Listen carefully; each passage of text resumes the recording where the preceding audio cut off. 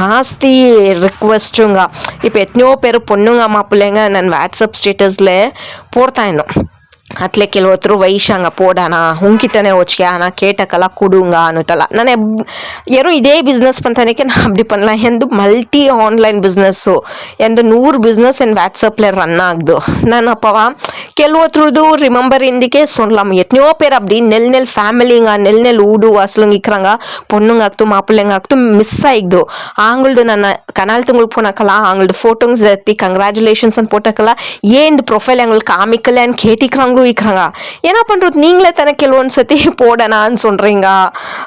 So இந்த மாதிரி ஸ்டேட்டஸில் உங்ககிட்டனே வச்சுக்கியா போடனா யானை கேட்டிக்க சொன்னுன்றீங்க.